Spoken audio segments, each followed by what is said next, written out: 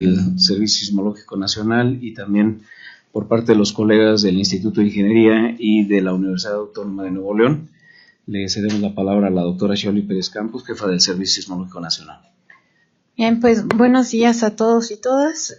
Vamos a presentar lo que sucedió ayer, el 16 de febrero. Lo que tenemos, recordemos primero que vivimos en un país altamente sísmico, esto por el contexto tectónico en el que nos encontramos, donde tenemos 5 placas interactuando en nuestro país. En específico, la placa de Cocos se está subduciendo por debajo de la placa de Norteamérica y esta es la causante del sismo de ayer. Nos trajimos estos pequeños bloques para mostrarles más o menos cómo se da el movimiento. Suponemos que esta es la placa de Norteamérica, esta es la placa de Cocos, y lo que está pasando es que esta se está deslizando por debajo de Norteamérica.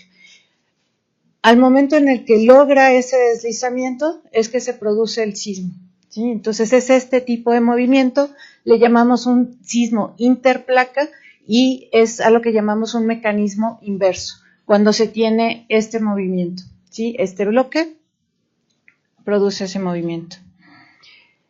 Bien, el sismo ocurrió a las 17:39 del día de ayer viernes, hora del centro del país. Se localizó en las costas de Oaxaca, cercano a la población de Pinotepa Nacional, 11 kilómetros al sur de este poblado.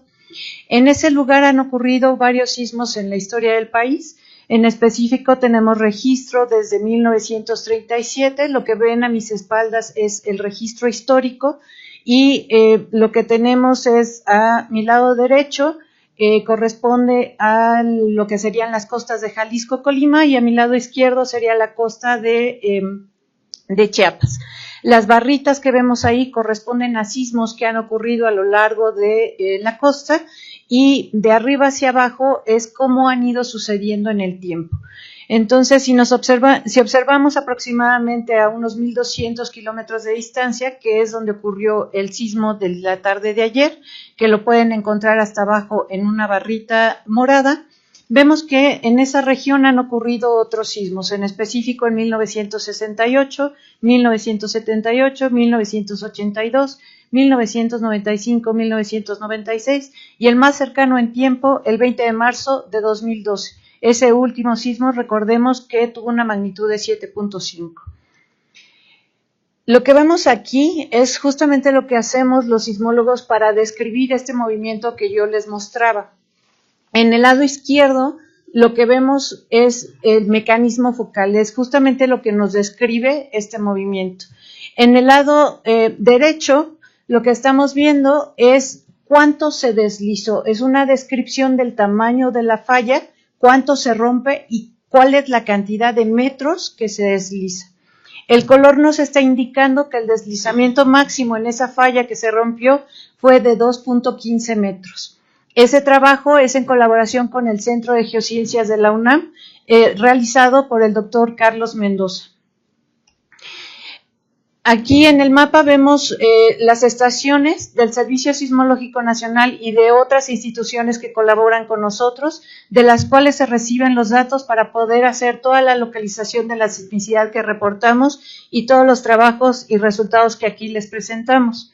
Hay un acercamiento en el recuadro de la derecha superior, donde se pueden ver las estaciones que operan en el Valle de México.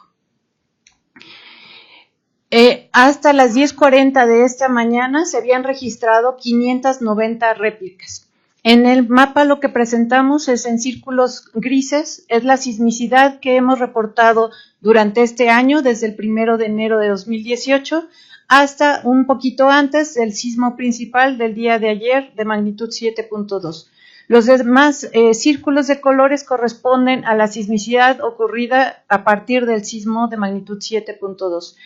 Aquí podemos ver ya graficadas las réplicas de este sismo y nos empiezan a delinear lo que corresponde al área de ruptura, a ese segmento del contacto entre las dos placas, que fue lo que se rompió. Cabe mencionar que hace unos momentos salieron técnicos del Servicio Sismológico Nacional a la zona donde ocurrió este sismo para instalar otros instrumentos y que nos permitan medir con mayor precisión las réplicas que están ocurriendo en la zona. Paso la palabra al doctor Juan Carlos Montalvo de la Universidad Autónoma de Nuevo León.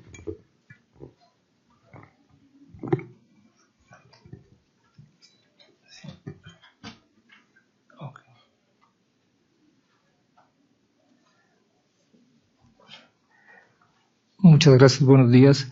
En la Universidad Autónoma de Nuevo León tenemos, a través de la Dirección General de Informática, una encuesta que trata de o mide la percepción de las personas que están expuestas a un terremoto. En este caso, aquí en esta figura estamos visualizando los reportes de aproximadamente 2.400 personas hasta las 9 de la noche del día de ayer, en donde esa información, si ustedes pueden ver, los colores representan el grado de percepción, y este grado de percepción está relacionado con la escala de intensidades de Mercalli. La escala de intensidades de Mercalli tiene una función de medir la fuerza de la sacudida y el daño asociado por estos eventos, a partir de lo que está percibiendo cualquier usuario que tiene acceso a Internet. Entonces, la manera como nosotros recibimos la información es, el usuario entra a la encuesta, se le pide cierto tipo de información, y para poder plasmar esta información en el mapa, se le solicita un código postal. Entonces, lo que se está visualizando ahí en la imagen son códigos postales de usuarios que recibieron información o que entraron a la página y llenaron. Esto es la percepción que hay para todo el país. Ustedes pueden ver desde Aguascalientes hasta Chiapas, hubo percepción, siendo las intensidades mayores en el estado de Oaxaca y Guerrero. Y en la siguiente imagen tenemos un zoom en donde se está presentando las encuestas recibidas para el Valle de México, y ahí vemos la descripción por delegaciones, y los colores ahí estamos visualizando que hay algunas delegaciones en donde la sacudida del movimiento experimentado por las personas fue con una intensidad marcada como número 7, que sería equivalente a ser severo. Entonces, en el Valle de México tenemos 4 reportes con una intensidad de 7, que sería lo más significativo que las personas que estuvieron en esos códigos postales pudieron reportar. Bien, tiene la palabra el doctor Leonardo Ramírez Guzmán.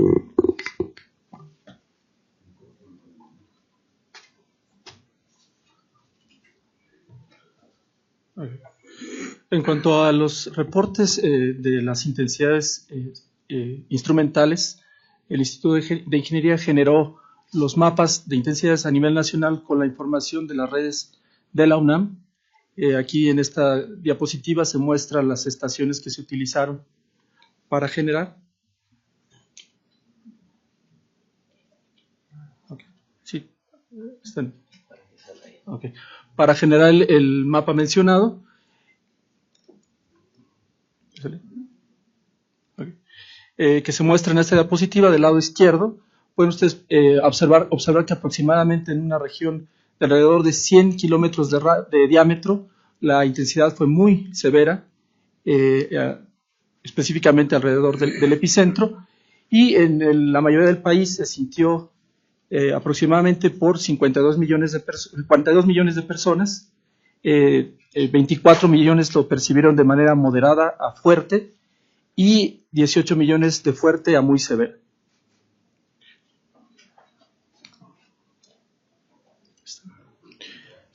En cuanto a las intensidades instrumentales que se estimaron en la Ciudad de México, la diapositiva que se muestra indica que en la región del lago, que está marcada en azul de fondo, se ve intensidades importantes o moderadas en la franja que comúnmente asociamos con los daños en la Ciudad de México. Los reportes de las estaciones icónicas en la Ciudad de México, CUP5 y SCT, nos indican que hubo una aceleración de 6.6 centímetros por segundo al cuadrado en la primera y de 22 centímetros por segundo al cuadrado en la segunda. En cuanto a las observaciones en la aceleración a nivel nacional, se observa que la estación Pinotepa tuvo cerca del epicentro, tuvo una aceleración muy importante. En cuanto a la Ciudad de México, aquí mostramos el espectro de respuesta. Este espectro de respuesta lo que nos indica es la severidad con la que las estructuras tuvieron que resistir un sismo. Aquí mostramos para comparar con los sismos de 1985, el reciente del 19 de septiembre en 2017 y el que acaba de ocurrir el día de ayer. Las curvas más grandes, que son las de 85, nos indican que las estructuras estuvieron sometidas a fuerzas más grandes en la estación SCT, de la Secretaría de Comunicaciones y Transportes, que está en la zona centro de la ciudad. En cuanto al sismo de ayer, la comparación con Ciudad Universitaria de esta estación de la Secretaría de Comunicaciones, vemos que la percepción o que lo que se midió en la zona de Roca, que es la que representa a Ciudad Universitaria, fue muy baja en comparación con lo que se sintió en la zona centro de la Ciudad de México.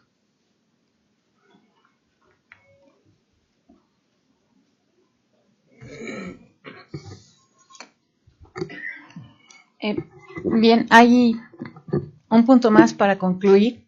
Lo que vemos aquí, mencionaba hace un momento, son las estaciones de las cuales recibimos datos que corresponden a los triángulos y a los cuadrados que tienen color. Lo que hemos presentado son los resultados que obtuvimos con datos de todas estas estaciones. Sin embargo, nuestros resultados podrían mejorar si tuviéramos más estaciones. Hoy en día tenemos en puerta 2 proyectos importantes, los cuales nos permitirán complementar la red con la que contamos. Se están proponiendo la instalación de 52 estaciones nuevas en todo el país y esas corresponden a los círculos que ahí en el mapa se pueden observar. Por último, recordarles, los sismos no se pueden predecir, vivimos en un país altamente sísmico y siempre debemos estar preparados. Muchas gracias. Bien, pasamos a preguntas. ¿Alguien tiene alguna pregunta? Arturo, por favor, de jornada. Son 2 preguntas. La primera es, ¿a qué se debería en este caso? ¿Cuál sería la explicación de por qué los movimientos no sometieron a estas fuerzas de las que hablaban a las estructuras, por ejemplo, en la Ciudad de México? ¿No? A diferencia, ¿cuál es la diferencia entre estos sismos del 85, el 17 y el de hoy para que las estructuras hayan resistido de esta manera ahora? Y lo segundo es, respecto a la instalación de las estaciones, había el rector solicitado una ampliación presupuestal para el sismológico, la Cámara de Diputados lo aprobó. ¿Con qué recursos cuentan para la ampliación y qué más necesitan? Muchas gracias. En cuanto a la pregunta sobre las estructuras y la severidad de la sacudida, los sismos de septiembre tienen una característica, del septiembre del año pasado tiene una característica diferente a la de este sismo. Este sismo es más lejano y de una magnitud comparable a un poco más grande que la del 19 de septiembre, pero la del 19 de septiembre de 2017 fue muy cerca y otro tipo de mecanismo que afecta un rango de estructuras o de frecuencias diferente. En el caso de 1985 es un sismo también lejano a la Ciudad de México, pero la magnitud es mucho mayor que de la que tuvimos ayer, del sismo que tuvimos ayer. ¿Quién más? Sí, respecto a la segunda parte de la pregunta, sí, efectivamente, el Congreso de la Unión aprobó una asignación especial para apoyar al Servicio Sismológico Nacional. Este presupuesto ya se está comenzando a ejercer en una serie de planes que está desarrollando el Servicio Sismológico Nacional, lo cual describiría mejor la doctora Pérez Campos. Lo que mencioné hace un momento fue el incremento en número de observatorios sismológicos en el país. Esto es una de las componentes y el ingreso principal de ese proyecto vendría a través de un proyecto FOPREDEN con la Secretaría de Gobernación a través del Centro Nacional de Prevención de Desastres. El monto aprobado por el Congreso será utilizado para un elemento muy importante que es un espejo, un centro alterno de monitoreo del Servicio Sismológico Nacional y del Instituto de Ingeniería de su red acelerográfica, y este se va a ubicar en el estado de Hidalgo, donde se colocará prácticamente lo mismo que tenemos aquí para poder procesar, adquirir, procesar y publicar la información. Esto es fundamental porque el Servicio Sismológico Nacional no se puede dar el lujo de perder un segundo de información y un segundo de poder informar al público y a las autoridades de la sismicidad que está ocurriendo. Sí, ¿alguien más? Buenos días, soy Arturo Sierra de Televisa. Dos preguntas, doctora. Para los que no somos expertos, siempre hablamos de que si fue un sismo trepidatorio, oscilatorio, si nos puede, eso es real, si se puede calificar este sismo que ocurrió ayer, ¿cómo fue? Y también preguntarle, doctora, si nos puede precisar, para los que no conocemos un grado, ¿cuánto representa en diferencia del de 8 grados al de 7.2? ¿Cuánto en potencia es menos? ¿Nos puede explicar eso? Gracias, doctora. Voy a empezar por la segunda. Cada unidad de magnitud, recordemos que no son grados, que la escala de magnitud no es una escala graduada, sino son unidades de magnitud. Entre cada unidad de magnitud hay una diferencia de 32 veces la energía liberada. Entonces, un sismo de magnitud 7 es 32 veces más pequeño en energía liberada que un sismo de magnitud 8. De tal manera que el sismo que experimentamos la tarde de ayer, de magnitud 7.2, fue 32 veces más pequeño que el que experimentamos el 7 de septiembre, de magnitud 8.2. En términos de, con relación al sismo del 19 de septiembre de 2017, el sismo de ayer fue aproximadamente 1.5 veces más grande en energía liberada que el del 19 de septiembre. La diferencia de lo que sucedió en la Ciudad de México está relacionada, como ya se mencionó, con la cercanía. ¿Sí? En cuanto a trepidatorio y oscilatorio, todos los sismos producen dos tipos de ondas. Unas son las ondas de cuerpo y otras son las ondas superficiales. Las ondas de cuerpo tienen dos movimientos característicos y justamente pedí que me trajeran esto para tratar de demostrárselos. Las dos tipos de ondas son las ondas P y las ondas S. Las ondas P van a tener un movimiento parecido a esta, en el que se está propagando la onda en esta dirección y está moviendo el material en la misma dirección. Las ondas S van a tener un comportamiento parecido al de una culebra, donde el movimiento que producen es perpendicular a la dirección en la que se propaga. Si nosotros pensamos en un sismo, viene de abajo y nosotros nos encontramos en la superficie, pues vamos a estar sintiendo movimientos trepidatorios, si sentimos una onda P, y vamos a estar sintiendo movimientos oscilatorios, si sentimos una onda S. El otro tipo de ondas, que son las ondas superficiales, son las ondas Rayleigh y ondas Loeb.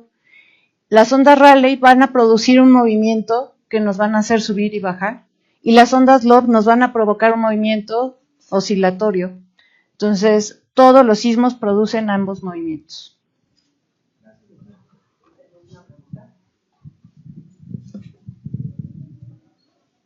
Gracias. Este movimiento del que refiere, imagino que si bien no se pueden predecir los sismos, sí habían estado esperando que las placas se movieran de esta forma. Digo, si bien no se puede predecir, está bien, pero sí ya habían estudiado este tipo de movimientos. Y como hacen que se determina dónde colocar estas estaciones, ¿cómo se determina en relación a qué? ¿Y cuántas hay en Oaxaca? ¿Cuántas estaciones hay ya instaladas en Oaxaca? Gracias. Ok, la primera es, efectivamente los sismos no se pueden predecir, sabemos dónde pueden ocurrir, y esto porque tenemos un contacto entre placas, el cual va a producir sismos. ¿Sí? Entonces sabemos que en esos contactos entre placas se pueden producir. Lo que puse aquí nuevamente es el mapa donde se ven los contactos entre las placas, y en esos límites es donde es más probable que ocurran sismos importantes. La otra que conocemos es el historial de sismos que se han tenido en el lugar.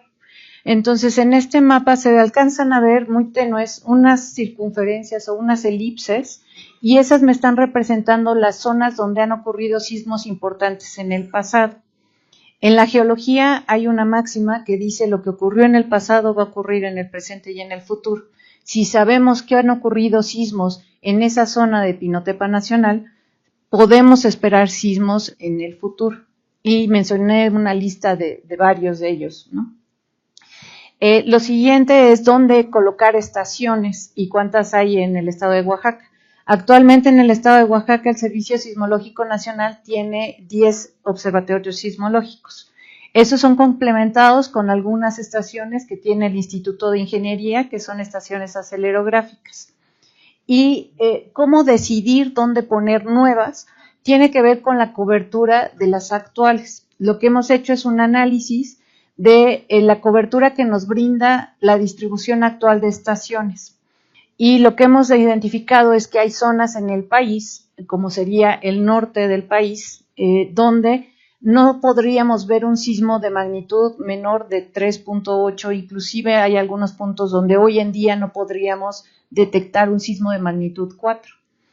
Un sismo de magnitud 4, inclusive uno de 3.8, ya es percibido por la población cercana. Entonces, el objetivo de esta distribución de colocar estas nuevas estaciones está relacionado justamente con eso, con poder detectar sismos en todo el país que puedan ser percibidos de manera local. ¿Alguien más? Sí, Daniel.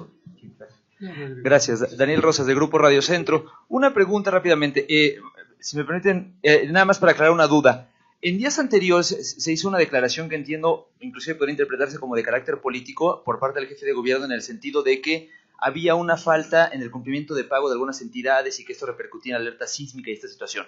Mi pregunta en este caso es si esto de alguna manera tiene algo que ver con el servicio sismológico, si es completamente independiente y si por esta razón la gente no tendría por qué estarse preocupando de que hay entidades que no estén pagando este tipo de servicios, por favor.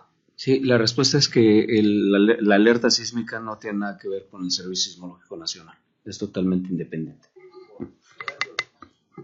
Nada más quiero complementar un poquito la respuesta de la doctora Pérez Campos en cuanto a las estaciones que se tienen en Oaxaca. Tenemos aproximadamente una decena, un poquito más de 10 estaciones en la ciudad de Oaxaca y acelerográficas, no observatorios sismológicos como los del Servicio Sismológico, y tenemos aproximadamente 6 o 7 más distribuidas en todo el estado. Además de lo que mencionaba la doctora Pérez Campos, se van a instalar dentro de este mismo proyecto de la Red Sísmica Mexicana, que financia la Secretaría de Gobernación a través del CENAPRED, otras 20 estaciones acelerográficas distribuidas en la zona centro-sur del país. Siguiente pregunta. Hola, Margarita Rodríguez del Sol de México.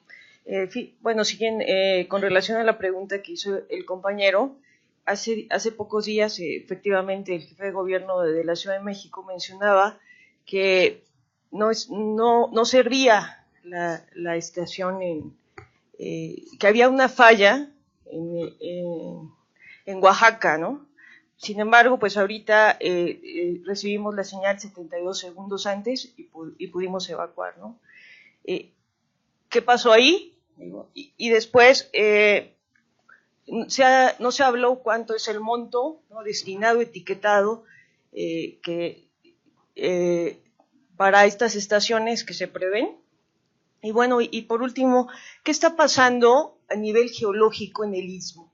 No sé si ustedes pudieran responder eso, ¿no? ¿Qué está pasando? Bueno, ya sabemos que México se encuentra en estas 5 placas, pero bueno, ¿qué está pasando ahí? ¿Se pudiera explicar? Yo sé que estamos en otra fase, que es la cuestión de la detección, ¿no?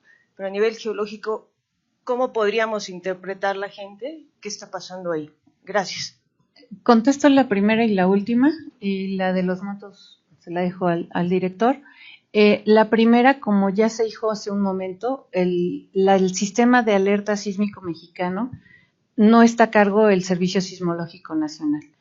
Es el Centro de Instrumentación y Registro Sísmico quien tiene a cargo ese sistema. Entonces, todo asunto relacionado con las estaciones que alimentan el sistema de alertamiento es el Centro de Instrumentación y Registro Sísmico, que es el CIRES. Nosotros no tenemos nada que ver. No, es una asociación civil, no depende ni del gobierno ni de la UNAM y no está relacionada con el Servicio Sismológico Nacional. Sí, okay. En cuanto al istmo, lo que se está ocurriendo en el istmo de Tehuantepec es toda una serie de réplicas producto del gran sismo que hubo el 7 de septiembre. Ese sismo ocurrió, recordemos que ocurrió dentro de la placa de Cocos, fue un sismo intraplaca, fue un sismo de magnitud 8.2, es un sismo muy grande, y lo que provoca un sismo tan grande es un reacomodo de los esfuerzos en la zona aledaña. Ese reacomodo de esfuerzos se expresa con las réplicas en la zona cercana. Entonces, al momento les puedo comentar que van 18.382 réplicas para el sismo del 7 de septiembre de magnitud 8.2. Siguiente pregunta. Sí, nada más para aclarar la parte de los recursos. El Congreso asignó un presupuesto de 106 millones de pesos para apoyar las actividades del Servicio Sismológico Nacional. Hola, buenas tardes, Eric Pinto de Capital 21. Nada más quisiera preguntar sobre esta explicación que nos da entre lo que está sucediendo entre la placa de Cocos y la placa de Norteamérica. ¿Ante qué estamos? ¿Qué fenómeno natural podríamos explicar que estamos? Y cómo nosotros, medios de comunicación, pudiéramos explicarle a la gente para darle más certidumbre de esto que está ocurriendo. Si el número de deslizamientos pudiera llegar a ser más grande en algún sismo también que pudiera haber más adelante. Lo que tenemos es la tectónica de placas en toda su expresión. ¿Cómo funcionan las placas? Lo que tenemos es una tierra dividida en capas concéntricas. Nosotros nos encontramos parados sobre la corteza terrestre. Hacia adentro sigue el manto y en el centro tenemos al núcleo.